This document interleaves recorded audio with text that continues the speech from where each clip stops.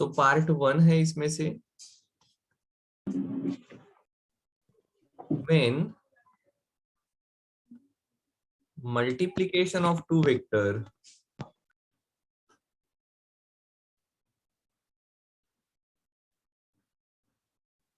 is scalar quantity, इसको आप कहते हो डॉट प्रोडक्ट और स्केलर प्रोडक्ट। जैसे work equal to force into displacement, ठीक है। सो वेक्टर के टर्मिनोलॉजी में आ जाएगा work equal to F dot S. ये डॉट होने के कारण इसको डॉट प्रोडक्ट कहते हैं, या ये दोनों का प्रोडक्ट एक स्केलर क्वांटिटी आती है इसलिए इसको स्केलर प्रोडक्ट कहते हैं, ठीक है। दूसरा है वेक्टर प्रोडक्ट या क्रॉस प्रोडक्ट।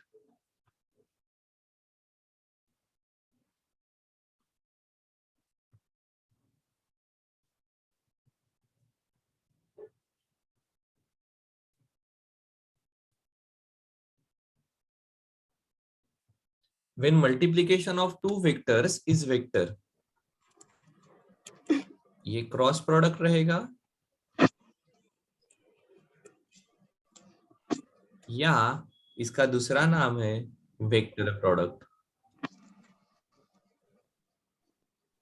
सही है। इसका एग्जांपल लगे तो आप लिख सकते हो torque which is equal to distance into force. आप लिखोगे torque equal to R cross F, ठीक है।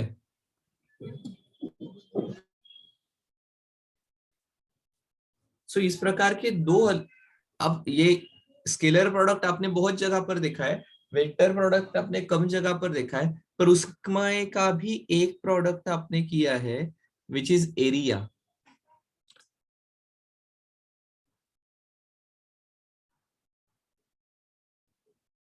ठीक है, ये दूसरा एग्जांपल इसका रहेगा। इसका मतलब क्या, एरिया स्केलर है या वेक्टर? बताओ, एरिया स्केलर है या वेक्टर? वेक्टर। सो ध्यान में रखनी है दो बिल्कुल चीजें जिसमें कंफ्यूजन हो सकता है। फर्स्ट इज एरिया, एरिया तो area is a vector quantity, ठीक है। इसको समझना है, बड़ा सिंपल है। आप छाते को ओपन करने के बाद छाते का एरिया चेंज होता है क्या? नहीं सर, उसकी साइज, उसका एरिया जैसे कि वैसे ही रहेगा। आप उसको अलग अलग एंगल में पकड़ोगे तो कौन सा पार्ट जमीन का गीला होगा बारिश में या कौन सा पार्ट सूखा रहेगा, ये डिपेंड करेगा। या दूसरा सिंपल एग्जांपल आप कर सकते हो, आपका रजिस्टर ले लो जिसका एरिया फिक्स है, ऊपर लाइट चालू है, अब आपके रजिस्टर को अलग अलग डायरेक्शन में अलाइन करो, आपको ध्यान में आएगा उसकी शैडो अलग अलग आ रही है। क्या सही है? Yes yes. क्यों फर्क पड़ रहा है? अब एरिया तो फिक्स है वहां पर, उसका फर्क इसलिए पड़ रहा है बिकॉज एरिया का ओरिएंटेशन चेंज होता है, मतलब डायरेक्शन चेंज होती है। आपको ध्यान में आ रहा है क्या मैं क्या कह रहा हूं? देखो, ऊपर से लाइट आ रहा है, ठीक है। अगर एक एरिया, वही एरिया है सेम, मैंने ऐसा पकड़ लिया, इसकी shadow will be a straight line. इसको अगर मैंने ऐसा पकड़ लिया,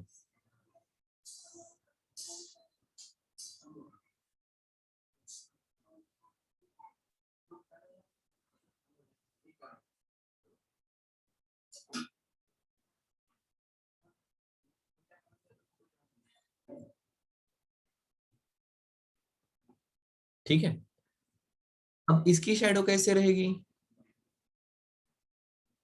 तो आपको ध्यान में आएगा सर इसकी शैडो भी इसी प्रकार से जमीन पर आएगी। सो एरिया का ओरिएंटेशन चेंज हो गया तो शैडो चेंज होगी। इसको आपने हॉरिजॉन्टल पकड़ा, इसको आप वर्टिकल अगर पकड़ोगे तो this shadow will be equal to length, sorry breadth. So area is a vector quantity. क्या सही है क्या? हाँ सर। और दूसरा ऐसा है जो क्वांटिटी को डायरेक्शन है but still it is scalar. पता है कौन सी है ऐसी?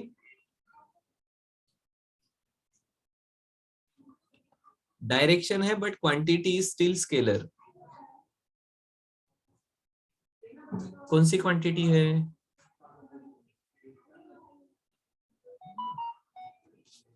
It's electric current.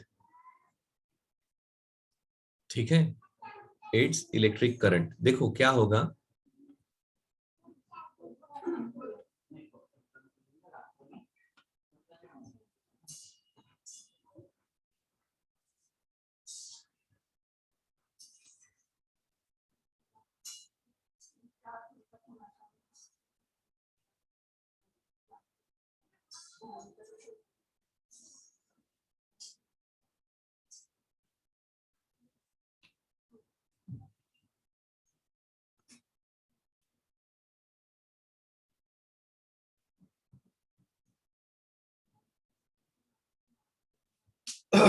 देखो अगर ये रेजिस्टेंसेस इक्वल है तो ये करंट इक्वल रहेगा क्या?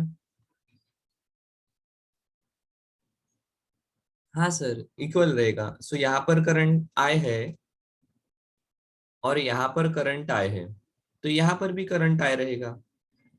अब 5 न्यूटन का फोर्स ऊपर से लगा एंड 5 न्यूटन का फोर्स नीचे से लगा तो नेट फोर्स कितना रहेगा? 0। अगर ऊपर से करंट आया आ रहा है, नीचे से करंट आ रहा है, तो नेट करंट कितना रहेगा?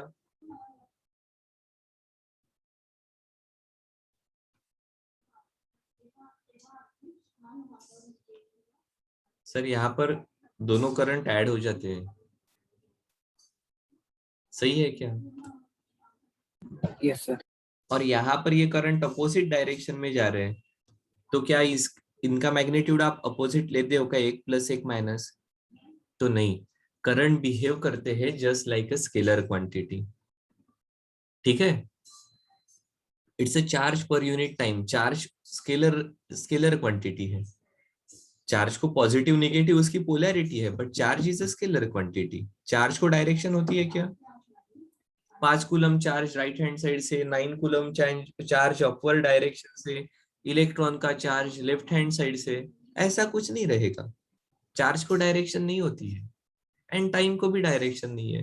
इसलिए I which is equal to Q by T, ये दो डायरेक्शन लेस क्वांटिटी का रेशो है, it's scalar quantity. So current को डायरेक्शन होती है, इट्स स्केलर क्वांटिटी। एरिया हमें जनरली लगेगा कि ये स्केलर क्वांटिटी है but area is a vector quantity. क्या रहेगा ध्यान में? और ये एरिया इस प्रकार से क्रॉस प्रोडक्ट से हम निकालते हैं। So today let's talk about मल्टीप्लिक, दोनों को साथ में पढ़ेंगे। ठीक है, इसमें फायदा क्या होगा, दोनों का डिफरेंस हमें ध्यान में आएगा और फिर उसको कैसे यूज करना, बाकी उनकी प्रॉपर्टीज, ये सब हम नेक्स्ट क्लास में समझ लेंगे। ठीक है, चलो। सो हमारा एक है स्केलर प्रोडक्ट। पहले तो दो वेक्टर ले लेते हैं।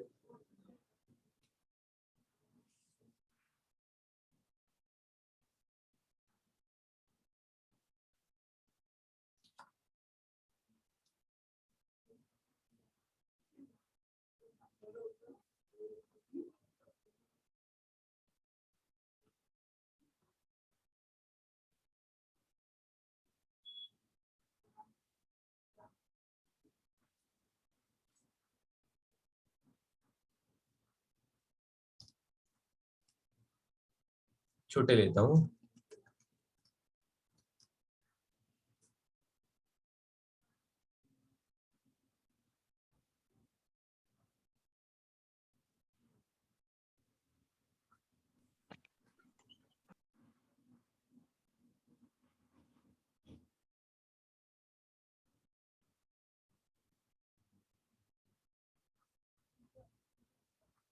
ठीक है, theta is angle between A bar and B bar. क्या इतनी इंफॉर्मेशन ठीक है हमारे लिए? सो देखो, स्केलर प्रोडक्ट क्या होता है?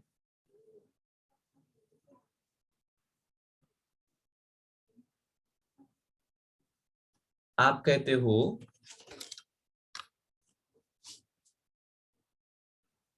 Scalar product of A bar and B bar, जिसको आप डॉट से डिनोट करते हो, यह आएगा A that is magnitude of A, B that is magnitude of B bar, तो मैं ऐसा लिखता हूं मतलब कंफ्यूजन नहीं रहेगा, into cos of angle between them.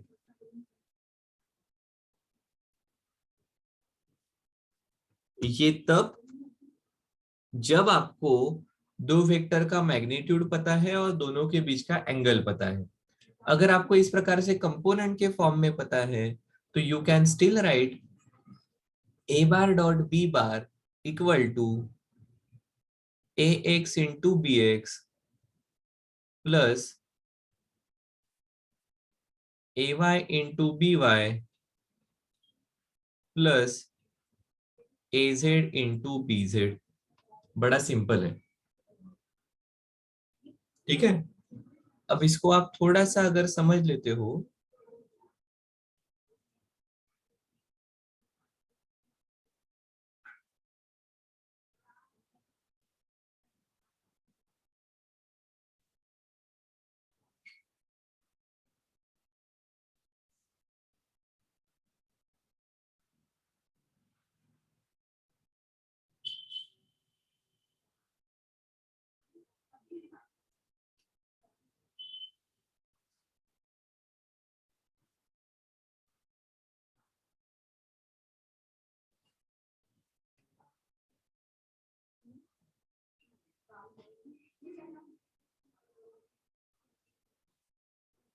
ठीक है।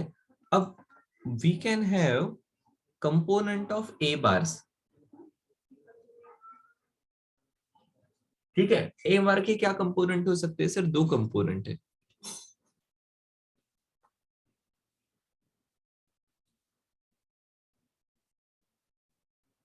एक वर्टिकल कंपोनेंट रहेगा और दूसरा हॉरिजॉन्टल कंपोनेंट रहेगा। मैं सिर्फ थोड़े दूर दूर दूर दिखाता हूँ।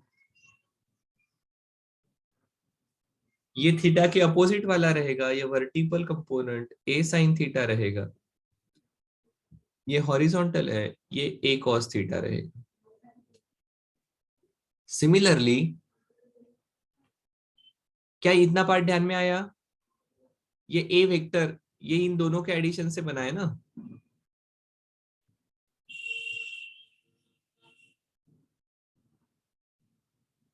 सही है। दिस ए वेक्टर ये इन दो वेक्टर के एडिशन से बना है, इसलिए हम इसको कह रहे हैं कि ये एक एक कंपोनेंट है। Similarly, I can say this is A bar, this is B bar, और ये इनके बीच का एंगल थीटा। तो I can have component of B, ये बी बार ऐसे दो वेक्टर से बना होगा ना।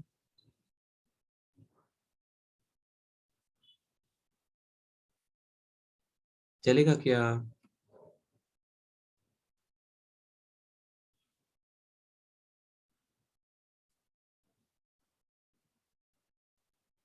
ठीक है। ये बी बार देखो, ये पहला vector, this is first vector, this is second vector. पहले के हेड के पास से दूसरे की टेल अगर जाती है, तो पहले के टेल से दूसरे के हेड को ज्वाइन करने वाला इनकी एडिशन। अगर ऐसा है तो ये ऐसा आ गया। और अब आपको ध्यान में आएगा, ये थीटा के अपोजिट वाला था, तो ये बी साइन थीटा था और ये बी कॉस थीटा हो। अगर ऐसा है तो यू विल राइट, देखो, this is A B cos theta या ये A B cos theta. So dot product मतलब क्या है?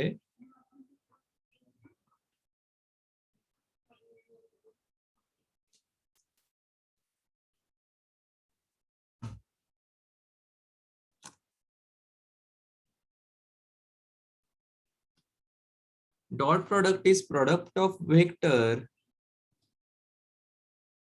and component of other vector. देखिए तो प्रोडक्ट ऑफ वन वेक्टर कहो,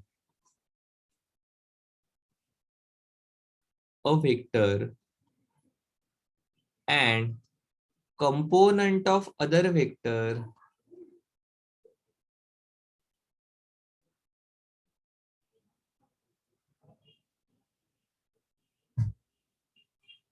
in the direction of first.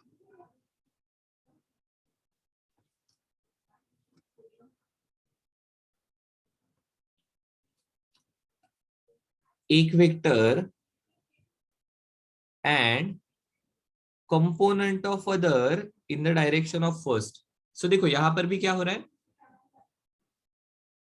ये बी है, ये ए का component A cos theta in the direction of B, B A cos theta, B A cos theta, 2 into 3 करो या 3 into 2 करो वही आता है. So this is vector B and component of A in the direction of B. या दूसरा, ये A है, ये बी कॉस थीटा मतलब component of B in the direction of A, A into B into cos theta. क्या सही है क्या? स्केलर प्रोडक्ट इसको आप इस प्रकार से समझ सकते हो, इट इज दो वेक्टर का प्रोडक्ट. ठीक है, कैसे निकालना है इसको? अगर कंपोनेंट्स पता है, A X into B X plus A Y into B Y plus A Z into B Z, या magnitude of A into magnitude of B into cos of angle between them. Physically समझना है तो हम क्या कर रहे हैं, तो हम एक वेक्टर ले रहे हैं और दूसरे वेक्टर का कंपोनेंट उसके डायरेक्शन में जो है उन दोनों का प्रोडक्ट करते हैं. आइदर आप बी के डायरेक्शन में ए का कंपोनेंट ले सकते हो या ए के डायरेक्शन में बी का कंपोनेंट ले सकते हो. अब ये आपने ऑलरेडी किया है. देखो जब आपका फोर्स इस प्रकार, डिस्प्लेसमेंट इस प्रकार से थी और फोर्स इस प्रकार से था, तो आप क्लास 9th में वर्क को force into displacement into cos theta ऐसा कहते थे. ये एक्चुअली ऐसा था, S into F cos theta, theta मतलब इसके एडजेसेंट वाला पार्ट, एफ कॉस थीटा मतलब ये था. और इसलिए आपको अगर याद होगा तो work is said to be done when a force results into displacement of an object in the direction of force. Force के डायरेक्शन में डिस्प्लेसमेंट होनी चाहिए. So F cos theta into S, F cos theta इस direction वाला force है, horizontal direction वाला, and S ये उसका उस डायरेक्शन की डिस्प्लेसमेंट है. This is nothing but dot product. इसलिए हमने डॉट प्रोडक्ट के एग्जांपल में एफ डॉट एस कहा है. आया क्या ध्यान में? क्या इतना पार्ट क्लियर है? किस प्रकार से डॉट प्रोडक्ट निकालते हैं, इसको न्यूमेरिकल करेंगे तो ध्यान में आ जाएगा. So don't worry about it. जितना अभी कह रहे कि ये फॉर्मूला है और फिजिकली समझना है तो हम क्या कर रहे हैं, एक वेक्टर के डायरेक्शन में दूसरे का कंपोनेंट कितना है देख रहे हैं. ठीक है. दूसरा है हमारा क्रॉस प्रोडक्ट. क्रॉस प्रोडक्ट के वक्त हम क्या कहते हैं,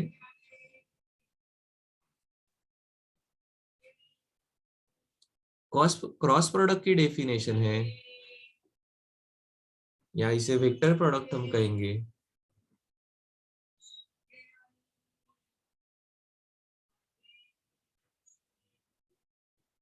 ए bar cross B bar equal to A into B into sine theta. Scalar product में कॉस थीटा है, यहाँ पर साइन थीटा है, बट इसके साथ एन कैप है। सर ये एन कैप क्या है? कैप मतलब यूनिट वेक्टर, आपको ध्यान में आ गया। This is unit vector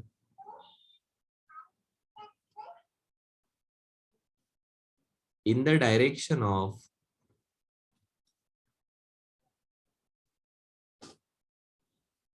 perpendicular to both A bar and B bar।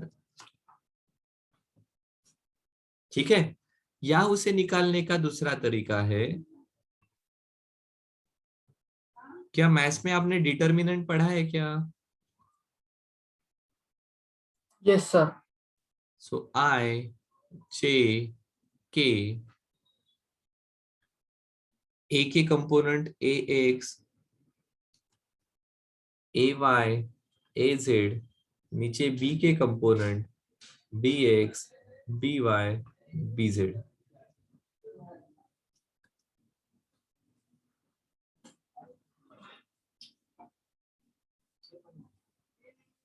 ठीक है, जैसे डॉट प्रोडक्ट को निकालने के दो तरीके हैं, वैसे वेक्टर प्रोडक्ट को निकालने के दो तरीके हैं। ए बार क्रॉस बी बार, ये आ जाएगा mod of A mod of B, magnitude of A magnitude of B, into sine of angle between them, into unit vector perpendicular to both A and B, या फिर I J K A X A Y A Z B X B Y B Z. अब शायद से आपके मन में सवाल नहीं आया होगा, तो अभी आएगा।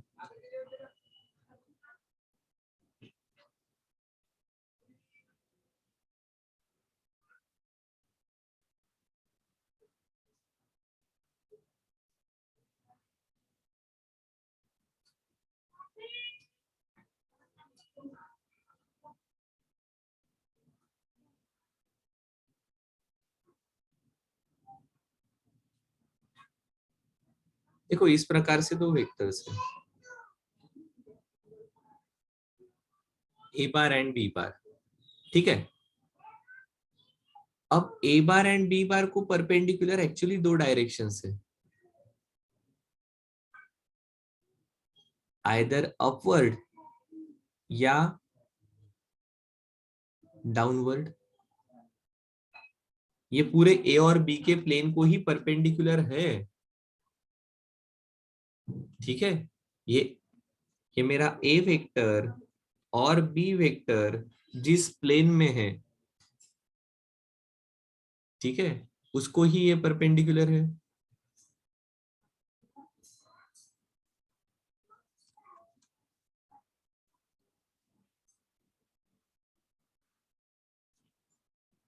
ठीक है, तो अब इसमें से कौन सी डायरेक्शन लेनी? सो आपको ध्यान में आएगा, यहां पर हम ये डायरेक्शन डिसाइड करने के लिए right hand thumb rule use करते हैं। कौन सा रूल यूज करते हैं? Right hand thumb rule.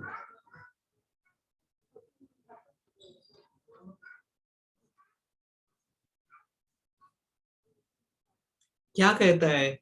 आपको ए बार क्रॉस बी बार करना है, तो ए से बी के तरफ जाओ।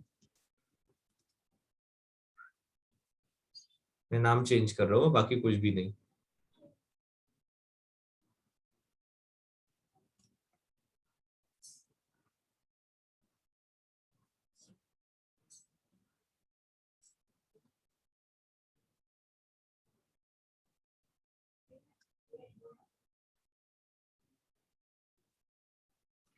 आप ए से बी के तरफ जाओगे, तो देखो राइट हैंड थंब रूल कैसा अप्लाई करते हैं।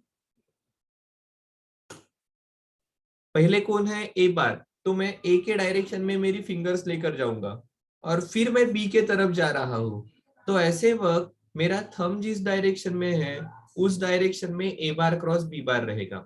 पहला वेक्टर, उसके डायरेक्शन में फिंगर्स, ठीक है, और फिर दूसरे वेक्टर की तरफ जाना है। ए पहले है फिर बी है, तो अब थंब देखो मेरा अपवर्ड डायरेक्शन में है, तो A bar cross B bar in upward direction. So this will be direction of n cap। इस डायरेक्शन वाले पार्ट को और थोड़ा सा एक एग्जांपल के थ्रू देखते हैं, रुको।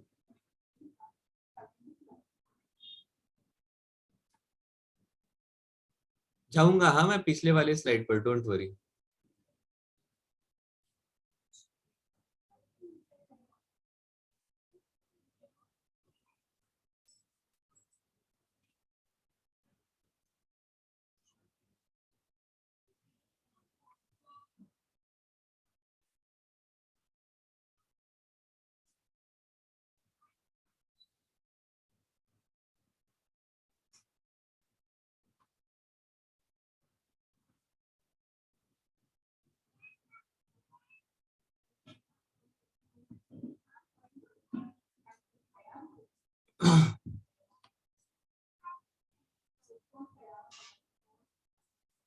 सो देखो ये 3 डायमेंशंस है।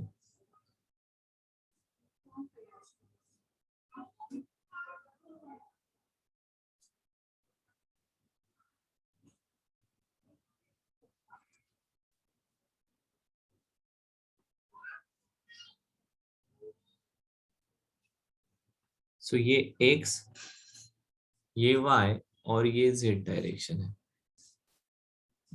अब ये जो ऊपर वाला प्लेन है ना, ये वाला,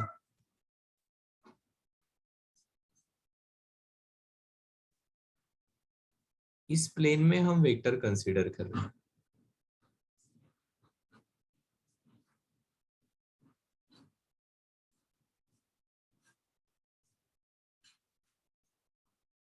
देखो ऐसे दो वेक्टर्स हैं,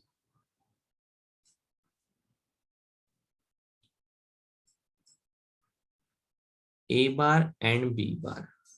सो अब देखो, if I am writing a bar cross b बार,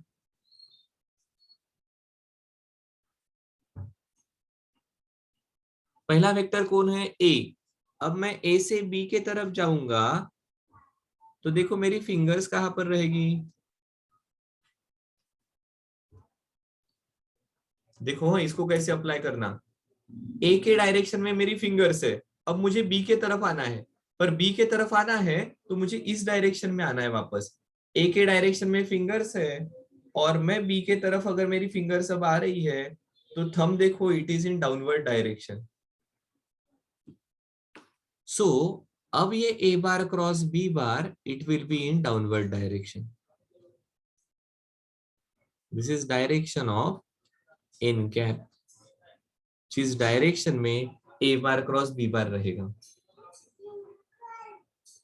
क्या सही है? अगर यही दो वेक्टर्स इस प्लेन में रहते, देखो ये वाले प्लेन में,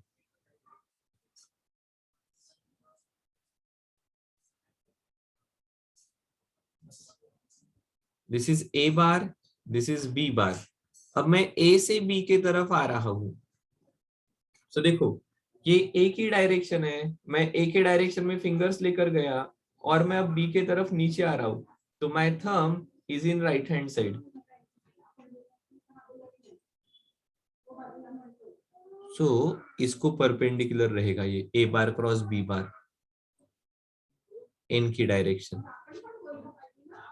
क्या सही है? ध्यान में आ रहा है क्या करना? जो Yes, sir. जो पहला वेक्टर है उसके थ्रू दूसरे वेक्टर की तरफ जाना। अब देखो अगर मैं यहाँ पर B bar cross, okay just एक मिनट, ये एन कैप ये डायरेक्शन रहेगी A bar cross B bar की। अब यहाँ पर ही मैं बी बार क्रॉस ए बार करता तो क्या होता?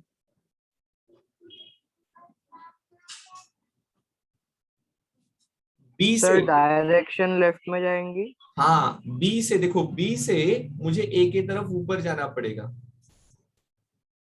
ठीक है। बी के तरफ फिंगर्स रहेगी और अब मेरी फिंगर्स ए के तरफ मतलब ऊपर आ रही है, तो ये डायरेक्शन इस प्रकार से रहेगी। क्या सही है? सो B bar cross A bar की डायरेक्शन ये अंदर की तरफ आने वाली है। क्या सही है? Yes sir. इस डब्बे के अंदर, ठीक है। अब अगर ऐसा क्लियर है तो मुझे इसकी डायरेक्शन बता दो कहां पर आएगी।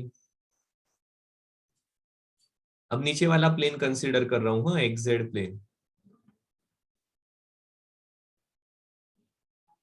P bar cross Q bar, sir left. अरे ये नीचे वाले प्लेन में है, यहाँ पर ये वाले प्लेन में, जमीन जमीन पर है ये। अगर ये डब्बा मतलब सर आपकी अपवर्ड। अपवर्ड आएगी, करके देखा? Yes sir upward. Right hand लेना है, पहले फिंगर किसके डायरेक्शन में? पी के डायरेक्शन में। मैं पी के डायरेक्शन में अगर मेरी फिंगर्स लेकर जा रहा हूं, क्यू कहां पर है? मेरे तरफ है या मेरे से दूर है?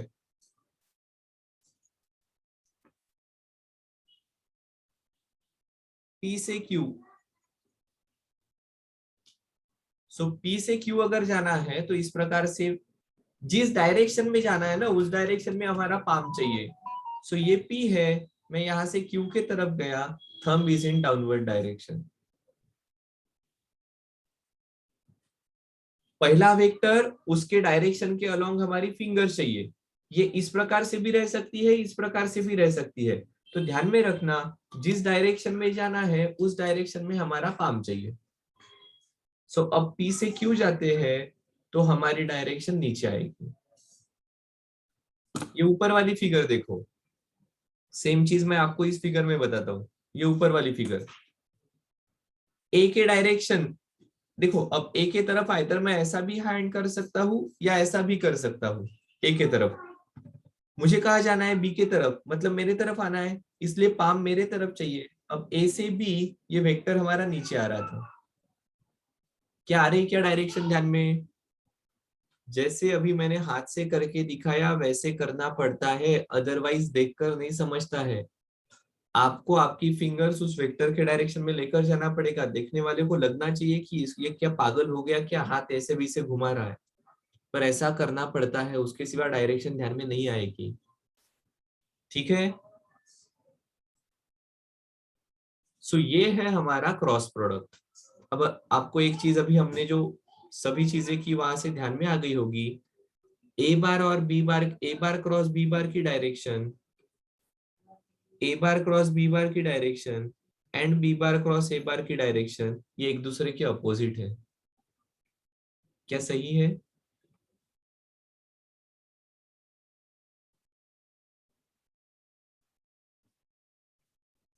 A bar cross B bar की direction and B bar cross A bar की डायरेक्शन, ये एक दूसरे के अपोजिट है।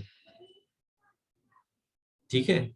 अब जस्ट एक एग्जाम्पल करके इनको कैसे सॉल्व करना है हम देखेंगे, फिर कल इनकी प्रॉपर्टीज डिस्कस करते हैं। सो देखो एक एक्चुअली एग्जाम्पल लेते हैं।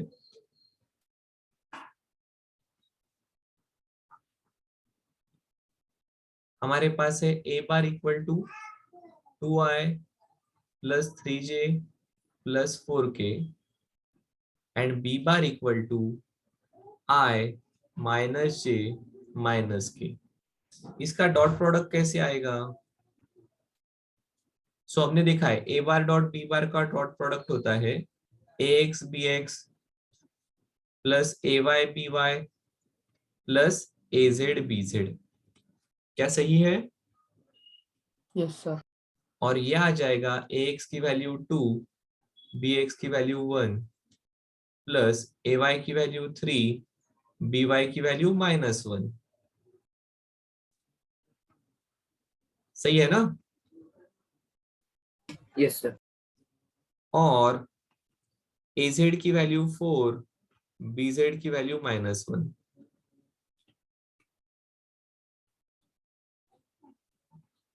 अभी आपको कैलकुलेट करना आता है, 2 इंटू 1 2, 3 इंटू -1 -3, 4 इंटू -1 -4। क्या आ जाएगा? 2 - 3 इज -1, -1 - 4 इज -5। अगर कंपोनेंट पता है तो। ठीक है? दूसरा तरीका क्या है? इनका मैग्नीट्यूड निकाल लो और कैलकुलेट करो। ठीक है? इनका मैग्नीट्यूड निकाल लो। एक ए बार का मैग्नीट्यूड कितना आएगा?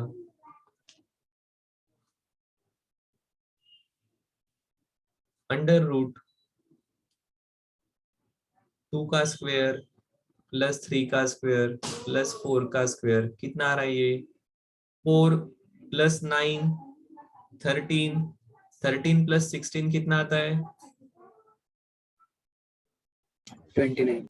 This is under root 29। क्या सही है? बी बार का मैग्नीट्यूड कितना आएगा 1 का स्क्वायर प्लस -1 का स्क्वायर प्लस -1 का स्क्वायर, ये आने वाला है अंडर रूट 3। √3। ठीक है, और अब आप लिख सकते हो A bar dot B bar equal to magnitude of A into magnitude of B into cos of angle between them. अब आपको कॉस थीटा की वैल्यू पता नहीं है, थीटा आप यहां से इवेल्युएट करोगे या कैलकुलेट करोगे। ठीक है, so देखो ये आ जाएगा मैग्नीट्यूड ऑफ ए मतलब under root 29, magnitude of B मतलब under root 30 into cos theta, under root 87 into cos theta, and फिर आप कहोगे फ्रॉम 1 एंड 2 थीटा की वैल्यू आप निकाल लोगे। कभी कभी ऐसा हो सकता है ना, आपको ऐसा दिया जाएगा ए बार है 5 न्यूटन, बी बार है 3 न्यूटन एंड इनके बीच का एंगल दिया रहेगा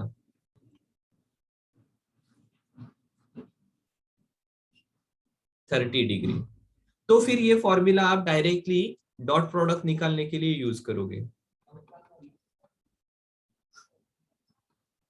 कितना आ जाएगा ये 5 इंटू 3 इंटू कॉस 30, कॉस 30 की वैल्यू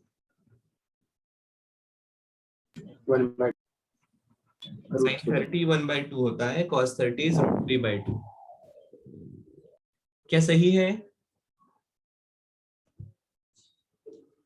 अगर कंपोनेंट्स पता है तो ये फॉर्मूला यूज करते हो, अगर मैग्नीट्यूड एंड एंगल पता है तो ये फॉर्मूला यूज करोगे। अगर आपको थीटा निकालने के लिए कहा तो फिर इन दोनों का सहारा लेकर आप थीटा निकाल सकते हो। आ रहा है क्या थोड़ा ध्यान में डॉट प्रोडक्ट कैसे करना? अरे हाँ या ना? Yes, sir. हाँ, तो बिल्कुल सिंपल मेथड है। कल हम इसके और न्यूमेरिकल्स करके एक्चुअली डॉट प्रोडक्ट कैसे निकालना ये देखेंगे। अभी टाइम अवेलेबल कम है, इसलिए क्रॉस प्रोडक्ट का कैलकुलेशन आज ना करते हुए नेक्स्ट क्लास में करेंगे।